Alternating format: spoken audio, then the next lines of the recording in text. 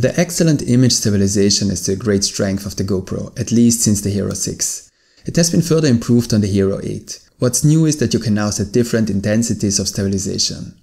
While the stabilization on the Hero 7 could simply be switched on or off, you can now choose between on, high and boost. In this video I will show you what the different settings do in different situations and what the differences to the Hero 7 are. For current prices and offers for the Hero 8, I've put a few links in the video description. My name is Werner, I live in the Italian Alps and this channel is about filmmaking tutorials, GoPro and other consumer cameras. If you're interested in these topics, consider subscribing to the channel and have fun with this video. Before we look at different comparison shots, I would like to show you how the framing changes depending on the stabilization. Based on this shot, you can see that the stabilization at on and high leads to a slight crop. The crop in this case amounts to about 9 to 10%. There is no difference in the crop between on and high. If you set the stabilization to boost, it will result in a much bigger crop. Here you can see how the image changes depending on the stabilization setting. I then started with a few simple stabilization tasks. In this shot you can see that a simple pan is already perfectly handled by the normal stabilization as well as by the Hero 7. Further tests with high and boost of a pan would be pointless and would not lead to any differences. Even if you attach the Hero 8 to a car, the previous Hypersmooth stabilization is still sufficient. As you can see here, there are very little differences between on, high and boost, even though the vehicle generates strong vibrations.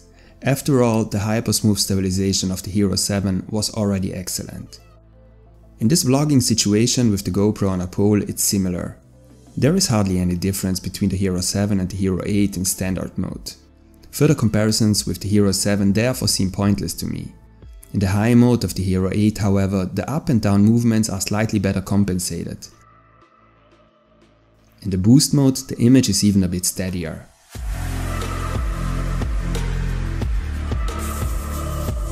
During this walking test, I hold the GoPro in my hand. I have to admit that I can hardly tell the difference between on and high. In both cases, there are still clear up and down movements. With boost, on the other hand, the image is more stable even if there are still up and down movements. These are however clearly less noticeable. There are big differences when running. The camera is moved strongly to the left and right by the running movement. The standard stabilization can no longer compensate this strong movement. Already with high a big difference can be noticed. With boost, the very strong movement is almost completely compensated.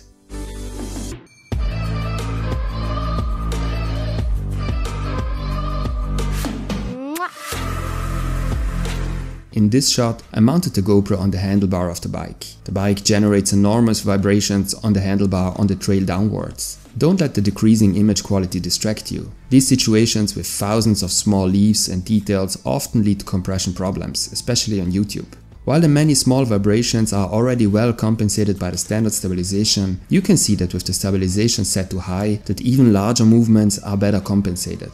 With boost, the ride looks completely stabilized. Whether this always makes sense is a question that only everyone can answer for themselves. But of course, it's good to have. Here I use the camera on a chest mount. The result is similar to the one before, but the chest mount certainly doesn't generate as much vibrations as a handlebar mount. The differences are therefore not so noticeable.